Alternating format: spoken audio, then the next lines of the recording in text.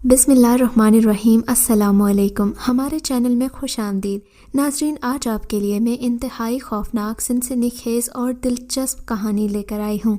लेकिन कहानी शुरू करने से पहले आपसे गुजारिश है कि अगर आप हमारे चैनल पर नए हैं तो हमारे चैनल को ज़रूर सब्सक्राइब कीजिए ताकि आपको हमारी वीडियोस सबसे पहले मिलें। गर्मियों की सख्त गर्म रात थी। बारिश वक्फे वक्फे से हो रही थी, जिसकी वजह से शदीद हब्स और घुटन का आलम था। ये कहानी पंजाब के गांव राजनपुर से वाबस्ता गांव की मस्जिद के पेश इमाम उमरदीन की है। जब उनके घर सुबह 4 बजे 4 बेटों पर बेटी पैदा हुई तो पैदाइश के वक्त घर में अजीब सी गुलाब की खुशबू फैली हुई थी। दाई अम्मा के अलावा खदीजा और उसकी सहेली भी हैरान थी कि ये कैसी खुशबू है।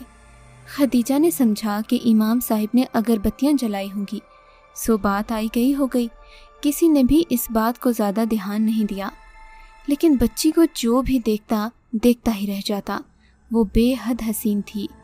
उसकी नीली आंखों में गोया दुनिया जहाँ के रंग बसते थे, मगर इस बच्ची में सारी खूबसूरती के अलावा एक बात बड़ी अजीब थी, और ये बात सभी के इल्म में थी।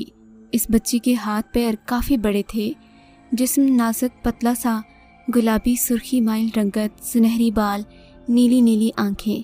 मगर उसके हाथ पैर देखकर लोग हैरान हो जाते। खदीजा कहती, बिला वजह आप लोग इस बात पर परेशान हो रहे हैं। ये सब तो कुदरत के खेल हैं, किसी के हाथ छोटे तो किसी के लंबे। सब लोग इस बात पर खामोश हो जाते कि ये तो कुदरत के खेल हैं। उमरदीन बच्ची के कान में जिस वक्त अजान दे रहे थे, बच्ची उनकी गोद में बितक रही थी और फटी फटी आंखों से उमरदीन को तक रही थी। ये बात उमरदीन ने भी महसूस की थी। फिर अपनी बेगम से हंसकर बोले, बेगम, मुझे लगता है कि हमारी बेटी बहुत शरीर है। छोटे भाइयों का भी खुशी के मारे कोई ठिकाना नहीं था। वो हर दोस्त से यही कहते कि हमारे घर एक नन्ही परी आई है। बच्ची का नाम आलिया रखा गया। वो वाकई एक नन्ही परी थी। 6 दिन की बच्ची इस तरह मुस्कुराती जैसे वो 2-2.5 साल की बच्ची हो। उसकी आंखों में एक अजीब सी चमक वाज़िया होती। गांव की बूढ़ी ख़वातीन ये बातें महसूस करते हुए खदीजा से पूछ बैठती, क्या खा के पैदा किया है तुमने इसे कि इसके हाथ पाँव इतने बड़े हैं? मासी तुसी फजूल गल्ला ना करया करो। खदीजा जवाब में कहती, मगर बच्ची को जब दूध पिलाती तो वो बेसुध हो जाती। आलिया का पेट है कि भरता नहीं था। वो इस तरह दूध पीती जैसे कई दिनों से भूखी हो। फिर वो घबरा कर ज़बरदस्ती उसे अपने आप से अलग करती। कई दफ़े उसने इमाम साहिब से कहा तो वो हंसने लगे। नींद झल्ली, तेरा वहम है, इसे भैंस का दूध पिला, मैं कल से ज़्यादा लेकर आऊँगा। खैर, इसी तरह दिन गुजरते रहे। अजीब व गरीब वाक़यात होते रहे, लेकिन ये वाक़यात मामूली नौयत के थे। किसी की तवज्जो ज़्यादातर इन वाक़यात पर न जाती। आलिया ज्यों ज्यों बड़ी हो रही थी उतनी ही हसीन होती जा रही थी। उसके बाल सुनहरी और बहुत लंबे थे।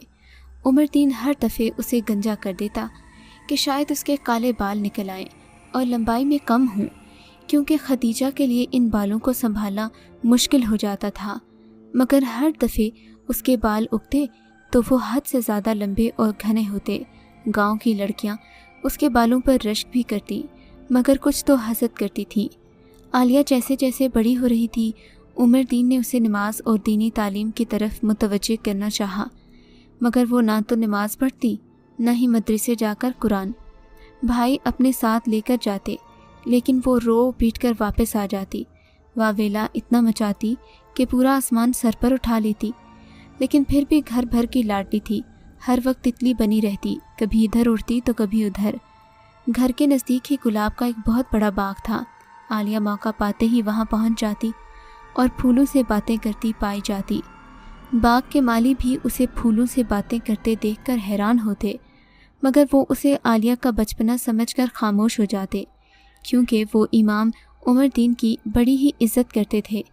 उमरदीन भी अपनी बेटी की इन हरकतों को उसका बचपना समझता, मगर माँ को कभी कभी तशवीश होती कि आलिया में कोई न कोई गैर मामूली बात ज़रूर है। आलिया अक्सर नहाकर घंटों आईने के सामने बाल खोलकर खड़ी हंसती रहती और आईने से बातें करती, फिर ज़ोर ज़ोर से हंसती। उसकी हंसी में एक अजीब सी खनक और पुरस्रारियत होती। खदीजा काम छोड़कर उसी तरफ मुतवज्जे हो जाती और उसे देखने लगती।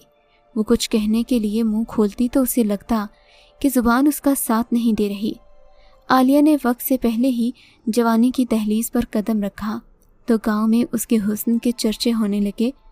खदीजा और उमर दीन बहुत परेशान थे क्योंकि आलिया ना ही दीन की तरफ राग़िब थी और ना ही घरेलू काम काज करती।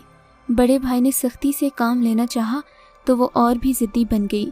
खाना पीना छोड़ दिया, सारा दिन आईने के सामने बनाव सिंगार करके खड़ी रहती और मौका मिलते ही गुलाब के बाग में पहुंच जाती। वहां जाकर इस तरह नाचती जैसे कोई मोरनी अपनी दुनिया में मगन अपने पंख फैलाकर नाचती है। गंदम की कटाई का मौसम था। उमर दीन और खदीजा सुबह सवेरे नमाज के बाद गंदम की कटाई के लिए गए हुए थे। आलिया भी नाश्ता करके सीधी गुलाब के बागीचे जा पहुंची। आज वो पूरे 16 साल की हो गई थी। उसकी जवानी पर जो भी जोबन था, जो देखता उसे देखता ही रह जाता। आजकल उसे देसी गुलाब के बादशाह की तलाश थी जिसे कल तक वो कली की सूरत में देखकर खुशी से झूम रही थी। आज वो सुबह सुबह यहाँ पहुँची ताकि माली उसे तोड़ न ले। जब वो इस पौधे के पास पहुँची तो उसने देखा कि शाख पर वो फूल ही नहीं है। ये देखकर वो पागलों की तरह पूरे बाग में दौड़ने लगी कि शायद वो उस गुलाब का पौधा भूल रही है, मगर तमाम पौधों में सिर्फ कलियां ही थीं, फूल कोई भी नहीं था। अब तो उस पर हिस्यानी कैफियत तारी हो गई। फिर अचानक उसका चेहरा बदलने लगा, उसके खुदखाल भयानक हो गए। उसके मुंह से कफ बहने लगा और ज़ुबान हलक से बाहर आ गई। आलिया का वजूद बुरी तरह कांपने लगा। इतने में माली का गुज़र इधर से हुआ तो आलिया को रोता देखकर वो रुक गया। माली बाबा, गुलाब के फूल कहाँ हैं? वो माली को दूर से ही देखकर चिल्लाई थी। बेटा, आज किसी की शादी थी, इसीलिए सुबह मालिक ने मंगवा लिए। ये कहते हुए माली बाबा उसके करीब आया। पुत्र, 2-4 दिन में फिर खिल जाएंगे। नहीं बाबा, जो सबसे बड़ा गुलाब का फूल था, जो फूलों का बादशाह कहलाता, वो कभी कभी आता है, मुझे बस वही चाहिए। ये कहते हुए उसकी आवाज़ बदल सी गई और वो ज़ोर ज़ोर से रोने लगी। माली बाबा ने जब करीब से उसको देखा तो वो भी सन्नाटे में रह गया क्योंकि आलिया वो हसीन आलिया नहीं थी। उसकी शक्ल भयानक देखकर वो लरसता हुआ बाड़े की तरफ भागा जहाँ और माली कलियां साफ कर रहे थे। क्या हुआ?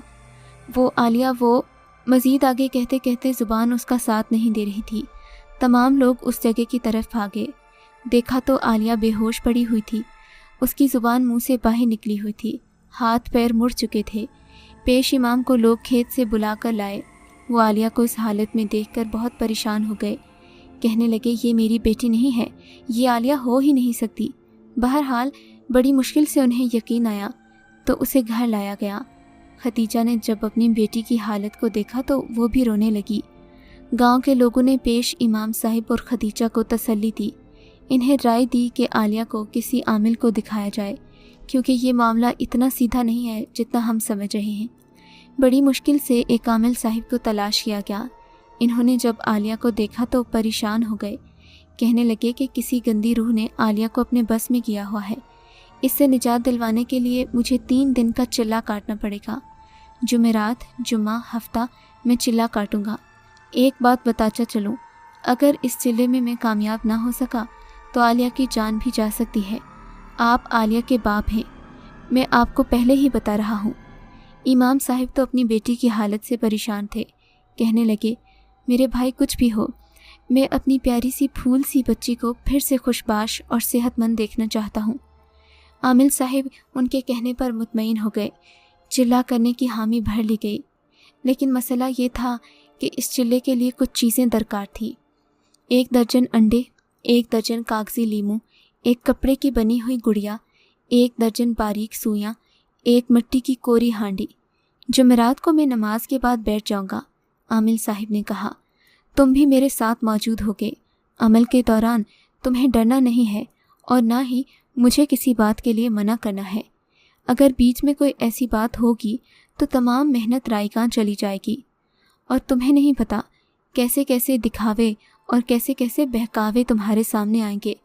तुमने साबित कदम रहना है, किसी की बात का कोई जवाब नहीं देना, चाहे तुम्हारे मरहूम माँ बाप ही उठकर तुम्हारे सामने हाथ क्यों न जोड़ लें, तुम वहाँ से नहीं हिलोगे। आमिल साहिब ने बड़ी तफसील से उमर दीन को समझा दिया था। बहरहाल इन सारी हिदायत के बाद चिल्ला शुरू करने का वक्त आ गया। علامہ صاحب ان کے گھر کے وسطی کمرے میں بیٹھ گئے تھے۔ ان کے آس پاس وہ تمام چیزیں موجود تھیں جو چلے کے لیے درکار تھیں۔ ان کے سامنے ہی عالیہ بیٹھی ہوئی تھی۔ عالیہ کے تیور عجیب سے لگ رہے تھے۔ اس کی آنکھوں میں وحرانی وحشت اور ایک عجیب سا خوف تھا، شاید پکڑے جانے کا خوف تھا۔ وہ بری طرح چلاتی رہی۔ علامہ صاحب نے جب عمل شروع کیا تو اس کی آواز خوفناک ہو گئی۔ وہ مردانہ آواز میں بولنے لگی، مولوی صاحب کو دیکھ کر چلانے لگی، مولوی مجھے چھوڑ دے، اپنا کام کر، میں عالیہ کو کوئی نقصان نہیں پہنچانا چاہتی، کیونکہ اس میں تو میری جان ہے۔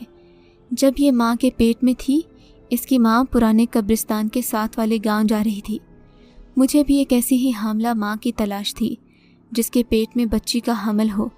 بس اس کی ماں کو دیکھتے میرے دل کی مراد پوری ہو گئی۔ میں قبرستان کی پرانی قبروں کے پاس ایک درخت پر بسیرا کیا کرتی تھی۔ میں جینا چاہتی تھی، زندگی بھرپور طریقے سے جینا چاہتی تھی، کیونکہ میری بہت ہی کم عمری میں شادی ہو گئی تھی۔ جانتے ہو شادی کے بعد میرے ساتھ کیا ہوا؟ میرے سسرال والوں کا رویہ میرے ساتھ بہت برا تھا۔ یہ روز مجھے تانے دیتے، بات تانوں سے بڑھ گئی تو مٹی کا تیل چھڑک کر مجھے زندہ جلا دیا۔ میری روح تڑپ رہی تھی، میری روح کو چین نہیں تھا۔ ابھی تک سالوں گزر جانے کے بعد بھی میں ان لوگوں سے اپنی موت کا بدلہ لینا چاہتی ہوں۔ میں دوبارہ زندہ ہونا چاہتی تھی، اسی لیے میں عالیہ کی ماں کی کوکھ میں اتر گئی اور اپنے جوان ہونے کا انتظار کرنے لگی۔ عالیہ مجھ سے ہے اور میں اس سے ہوں۔ جب میں عالیہ کے شریر پر اپنا قبضہ ساری عمر کے لیے کرتی تو وہ لمحہ مجھ سے چھن گیا۔ مجھے شروع سے گلاب کا پھول پسند تھا، اسی لیے مجھے گلاب کا بادشاہ اس عمل کے لیے چاہیے تھا۔ اسی کی خوشبو سے تو میرا جسم مہکتا رہتا تھا، اسی مہک کے ذریعے تو میں کسی کو بھی اپنا غلام بنا سکتی تھی۔ میرا سب سے چھوٹا دیور جب میری موت واقع ہوئی صرف 8 سال کا تھا، اب وہ گبرو جوان ہے۔ میں اسے اپنا غلام بنا کر اپنے پورے سسرال کے لوگوں سے انتقام لینا چاہتی تھی، مگر وہ گلاب کا پھول توڑ لیا گیا اور مجھے مالی نے اس حالت میں دیکھ لیا، ورنہ تھوڑی دیر کے بعد میں اپنی حالت میں آ جاتی۔ آپ لوگ یہاں سے چلے جائیں، ورنہ عالیہ کو کوئی نقصان بھی ہو سکتا ہے۔ میں نے کہا ہے نا، میں اپنی حد میں رہوں گی، خدا کے لیے مجھے چھوڑ دو، ورنہ نتائج کے ذمہ دار تم ہوگے۔ علامہ صاحب عالیہ کی بات ایک کان سے سنتے اور دوسرے کان سے اڑاتے۔ جیسے جیسے وہ پڑھائی کر رہے تھے، عالیہ کا چیخنا چلانا بڑھ گیا تھا۔ بالآخر یہ عمل کافی دن جاری رہا۔ عالیہ نے کھانے پینے سے انکار کر دیا تو اسے زبردستی کھلایا پلایا گیا۔ غالباً وہ بدروح عالیہ کی موت چاہتی تھی، لیکن عامل صاحب نے بھی ہمت نہیں ہاری۔ بالآخر چلے کا آخری دن آ گیا۔ آج عالیہ بہت ہی زیادہ اذیت میں تھی۔ وہ رو رہی تھی، مجھے چھوڑ دو، مجھے جینے دو۔ اگر میں عالیہ سے جدا ہو گئی تب بھی عالیہ اسی طرح بستر پر ایک مردے کی طرح زندگی گزارے گی۔ بتا رہی ہوں میں، تم لوگ باز آ جاؤ ورنہ تمہارے ساتھ بہت برا ہوگا۔ بس یہ بات سننا تھی کہ علامہ صاحب کی ہمت جواب دے گئی۔ ان سے برداشت نہ ہوا، وہ پھوٹ پھوٹ کر رونے لگے۔ امام صاحب عالیہ کو جانے دو، اگر نہیں قابو میں آتی تو اسے مرنے دو، اگر یہ نہیں مری تو پتہ نہیں کتنے لوگوں کو نقصان پہنچے گا، اور میں یہ نہیں چاہتا کہ میری بیٹی کی وجہ سے معصوم لوگوں کو نقصان پہنچے۔ ویسے بھی یہ میری بیٹی کہاں ہے؟ یہ تو نہ جانے کون ہے۔ میری بیٹی تو بہت معصوم تھی۔ بس پھر کیا تھا؟ اب جب کہ چلہ پورا ہونے والا تھا، اس وقت عمر دین نے اپنے منہ سے یہ کہہ کر سب کچھ خاک میں ملا دیا۔ عامل صاحب نے یہ سنا تو غصے میں آ گئے اور چلہ چھوڑ کر اٹھ کھڑے ہو گئے۔ انہوں نے دیکھا عالیہ جھٹکے لے رہی تھی۔ کافی دیر تک اس کی کیفیت اسی طرح رہی اور پھر اس کی موت واقع ہو گئی۔ جس وقت اس کے جسم سے روح نکلی، کمرے میں عجیب سی کافور اور گلاب کی مہک آنے لگی۔ عمر دین نے یہ دیکھ کر اپنا سینہ پیٹ لیا۔ میری بیٹی میں تیرا مجرم ہوں، میں نہیں چاہتا تھا کہ تم مردوں کی طرح زندگی گزارے۔ ماں نے تو اپنے بال نوچ لیے۔ آہوں اور سسکیوں سے عمر دین نے اسے خود قبر میں اتارا۔ عالیہ کے جانے کے بعد گھر سونا سونا ہو گیا۔ اس غم میں 1 سال کے اندر خدیجہ بھی ہارٹ اٹیک سے مر گئی۔ عمر دین اکیلا رہ گیا۔ بیٹوں نے اسے سنبھالا۔ وہ روز عالیہ کی قبر پر جاتا، ساتھ خدیجہ کی قبر تھی، وہاں بھی فاتحہ خوانی کرتا۔ عالیہ کی قبر پر وہ گلاب کے پھول چڑھاتا، قرآن پڑھتا اور رو رو کر دعائیں کرتا، الہی ہر ایک بچی کو ایسی ناگہانی مصیبتوں سے بچا۔ پیش امام صاحب نے اپنے 2 بیٹوں کی شادی کر دی ہے، اب اپنی دونوں بہوؤں کو بھی وہ عالیہ کی طرح ہی بیٹی بنا کر چاہتے ہیں، ان میں اپنی عالیہ تلاش کرتے ہیں۔ اس نیکی کے صدقے میں ان کی پوتی نے ان کے گھر جنم لیا، وہ بہت خوش ہیں۔